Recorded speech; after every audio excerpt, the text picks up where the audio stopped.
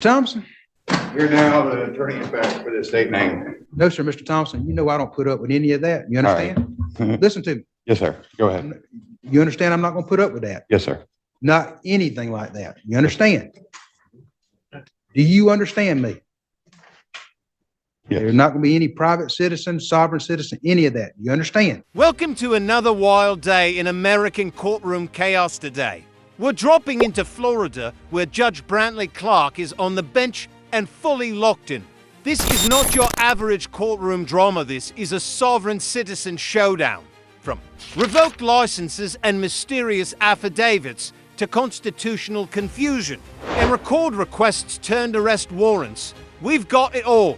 We'll watch as Judge Clark shuts down nonsense in seconds, nearly walks into a legal trap, and even faces defendants who believe the Treaty of Florida gives them road immunity.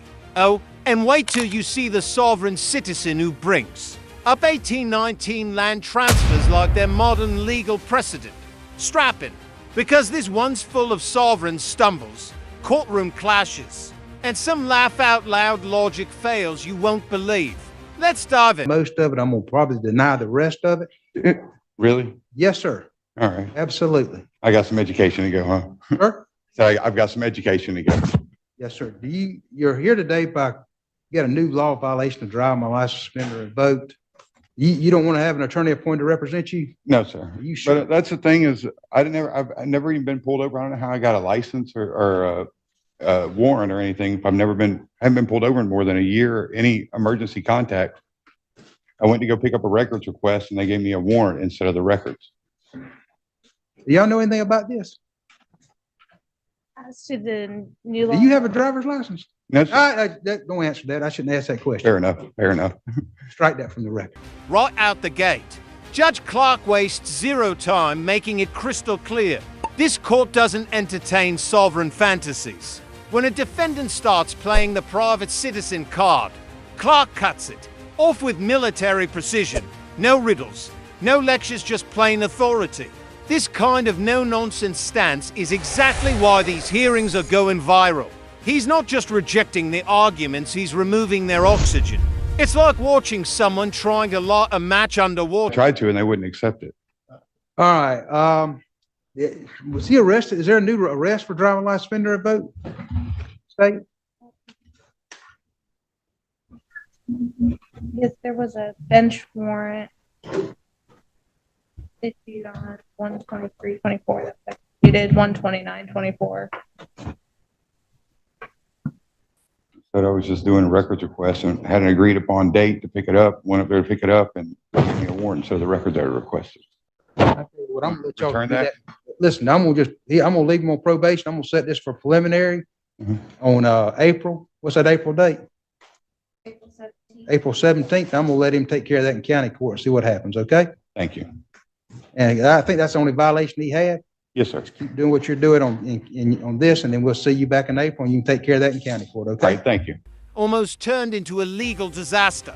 Judge Clark, mid-discussion, nearly asks the defendant if he was driving without a license, which could have been an accidental invitation for self-incrimination.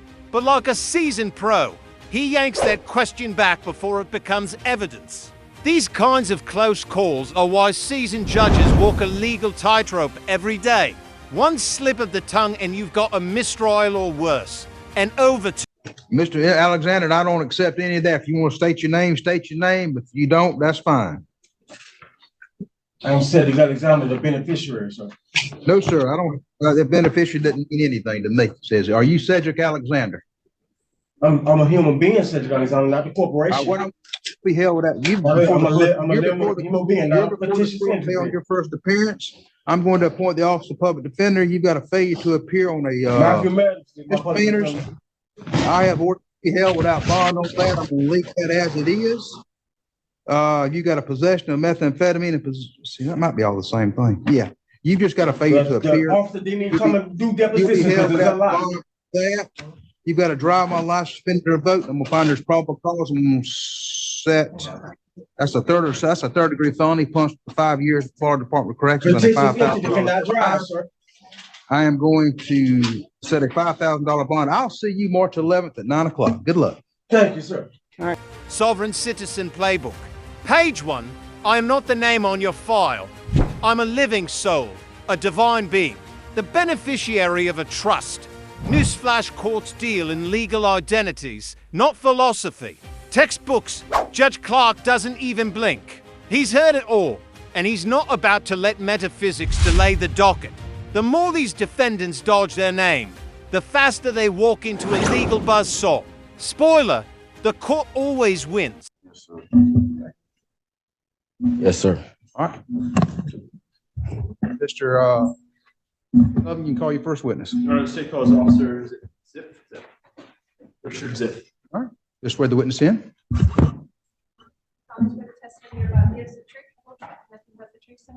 I do. Can you state your name for the record, please? Richard Ziff, Where are you employed? Panama City Police Department. Were you working in November of 2023? I was. On November 11th, 2023, did you have occasion to come in contact with defendant Josiah Beecham? I was. How did you come in contact with him? It was an investigative stop. Mr. Beecham's vehicle was having a hard time maintaining its lane. I conducted a traffic stop on the vehicle. Vehicle drove over the curb. Immediately when I stopped the vehicle, I can smell marijuana coming from within the vehicle while still sitting inside my own vehicle. As I got closer to the vehicle, I can smell the marijuana getting stronger. When I made contact with Mr. Beecham in the driver's seat, I informed him the nature of the stop, also told him I smelled marijuana in the vehicle. At that point, Mr. Beecham was saying I was violating the Treaty of Florida, making other statements that he was not driving, he was traveling. The Treaty of Florida, really? That's like citing the Louisiana Purchase to get out of a parking ticket. The Adams-Onis Treaty of 1819 transferred land between Spain and the U.S. not driving privileges. But in the sovereign citizen universe, history is just fan fiction for courtroom arguments. The judge, the officer, and the law all operate in the 21st century. Meanwhile, our guy here is living in a legal time. 911 and requested a Bay County deputy respond to the scene because he refused to cooperate with me. Officer Zip, at some point, based on the smell of marijuana, did you search the vehicle and Mr. Beecham's person? I did. During that search, did you locate anything of note, of significance? We found trafficking amounts of controlled substances. I believe we were, one of them tested positive for cocaine. There was marijuana and we believe fentanyl. Did you find any firearms during the search? There was a firearm located on Previously convicted of any felonies? he was on inmate release status for a felony. I believe the same charges. Your Honor, that's all my questions at this time. Mr. Beecham, any questions? Yes. So did I have a passenger in the car with me at the time? You did? Upon you saying you smelled the smell of marijuana, did I say that I smoked hemp? You did admit to it. I said I smoked hemp, right? You said you smoked marijuana. Sir, did you have on a body cam? I did.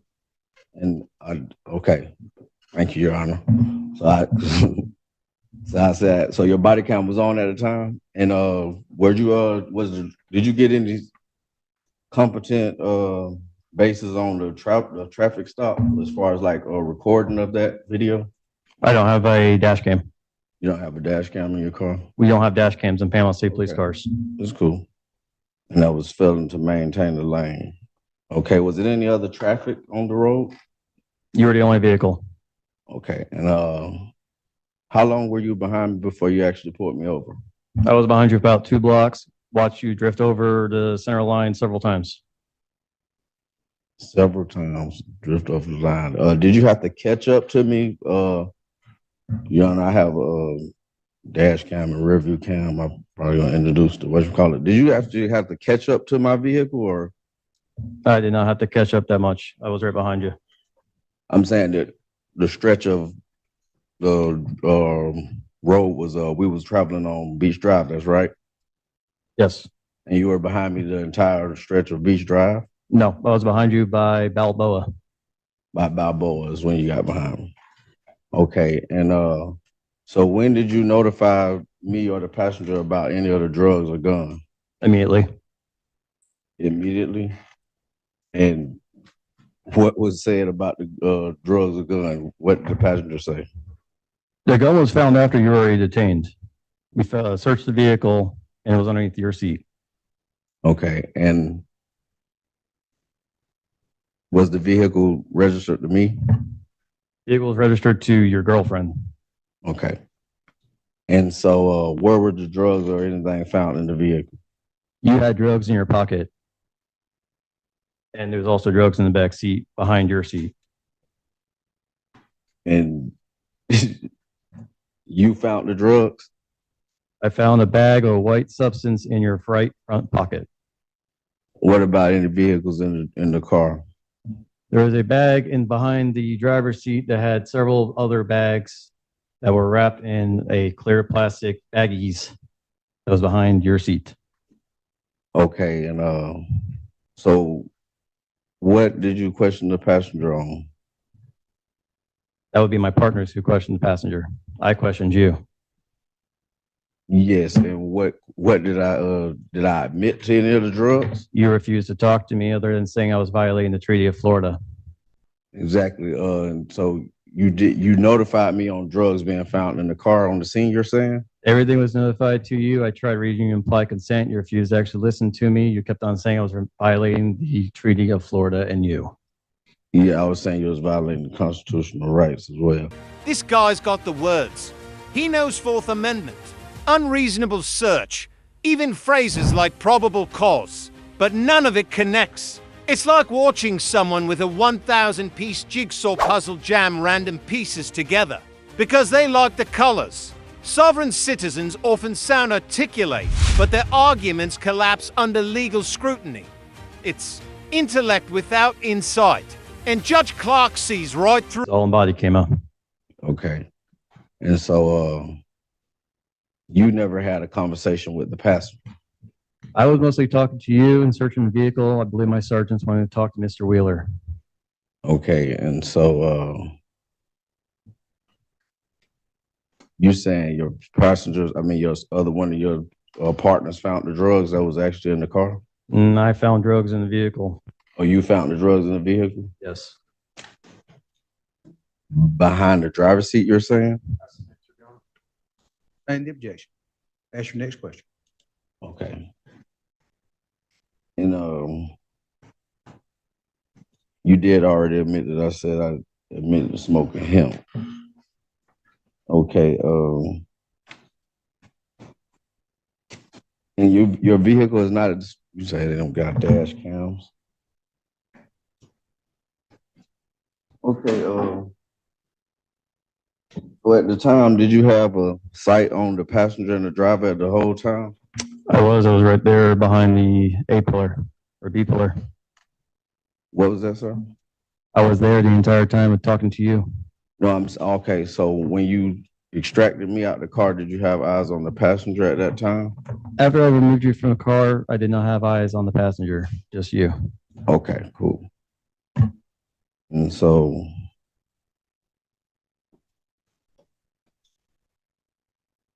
in your report, you never wrote a ticket for the failing to maintain lanes, nor did you mention it in your affidavit of complaint. It's going to be in my report, the narrative on the case. Well, this was the probable cause, and this was the immediate review. So is it Sustained. Ask a question. okay? Is it a reason why you didn't mention it in your affidavit of complaint? The affidavit only shows PC for why we arrested you. It doesn't state in there why I had to stop you. It just shows in there why I arrested you.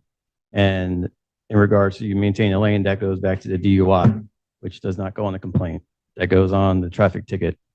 Well, you never mentioned anything of that nature in the ticket. So I was just wondering, is that protocol for you not to explain in the affidavit of complaint? It's going to be in the report.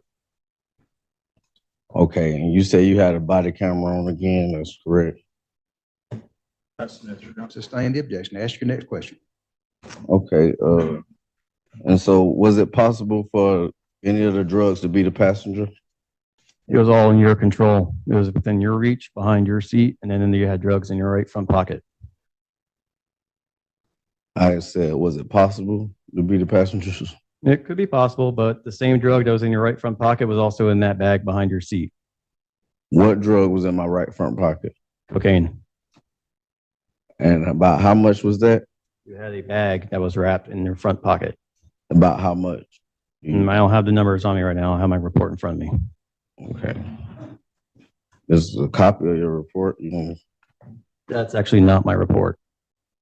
That's the affidavit complaint. My report's about 5 pages long. Okay. And so you seized the vehicle for failing to maintain a lane. You said, was any other traffic affected by the occurrence? You were the only one on the road. You had a failure to maintain your lane several times and you drove over the curb. What curve, actually? The curb I stopped you at, I believe it was on Fairland. Okay. Your Honor, at this time, I don't have any more questions. Okay, is any redirect from the state? No, Your Honor. And the witness be Yes, excused. Your Honor. So you can go about your day. Yes, sir. Anything else from the state? No, Your Honor. Mr. Beecham? Your Honor, there's no actual competent and substantial evidence in the affidavit of complaint, nor was it any ticket issued for the actual, failing to maintain a lane, so, I mean, being that it was immediately after the arrest, I don't see how he had probable cause to stop me. And I actually asked him for, the sheriff to verify that, hoping that he had a dash cam in his car. Mr. Sullivan? Whether a traffic ticket was issued or not is irrelevant. Yeah, it was. I have gonna find there's probable cause for the arrest, and I believe that's what I'm here today to do as far as the adversarial preliminary hearing. So I found there's probable cause. We'll need another court hearing. Do we have this transcribed? You can file a motion to have it transcribed, yes, sir. We need to set another hearing. You understand, Mr. Beecham, at any point in time that you ask for an attorney, one can be appointed to represent you if you meet the financial requirements. You want to set up for another pretrial? Beecham? Yes, Let's set it for April 18th at Where the sovereign spiral is in full swing. The defendant isn't even charged with a traffic offense anymore. Yet he's trying to bring in the origin story of his license plate. It's like defending a burglary charge by explaining why your shoes are blue. Judge Clark's courtroom, like any other real court, doesn't care if your tag has a Bible verse, a barcode, or a unicorn on it if the state's got evidence. You're going to 3 CF 3817. Mr. Baker's present, the courtroom appropriately dressed with Mr. Meredith and Mr. Paul, State Attorney Mr. Pereira, and Mr. Sullivan are also present. Deputy Dexter, we have all the jurors present. They are present. They are. We had 2 that were in the restroom, then they'll be brought upstairs. All right, very good. All right, anything we need to take up prior to bringing the jurors in? Yes, Your Honor. After meeting with Mr. Baker yesterday, he expressed an interest in representing himself today again. So I don't know if he wants to.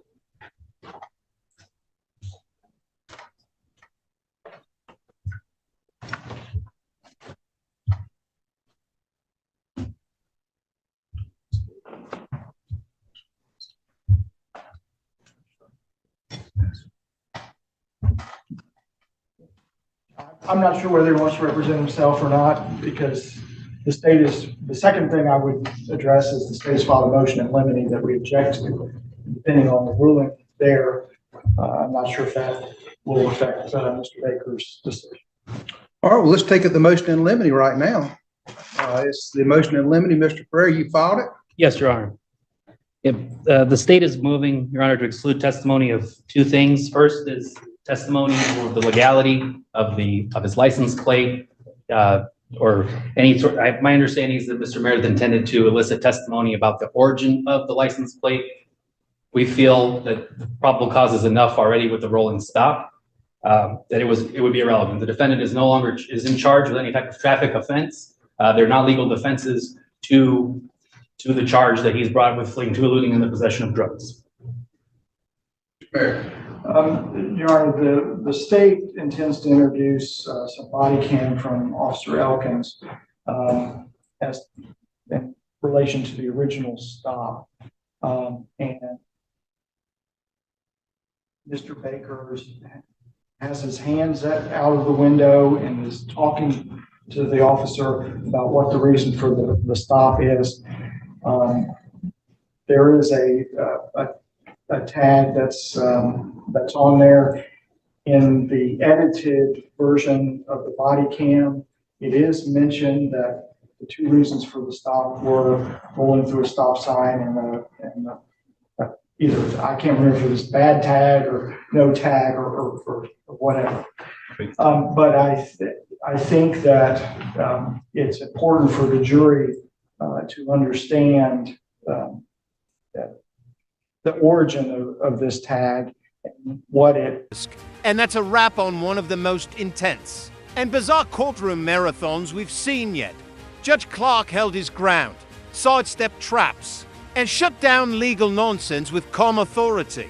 From Treaty of Florida fumbles to beneficiary of the trust confusion, every case showcased just how unprepared sovereign citizens are when facing real law. But what do you think? Should judges be even tougher? Or do these defendants deserve more education than punishment? Drop your thoughts in the comments below. If you found this case as shocking, frustrating, or entertaining as we did, hit that like button, share this video, and don't forget to subscribe for more jaw-dropping courtroom breakdowns every week.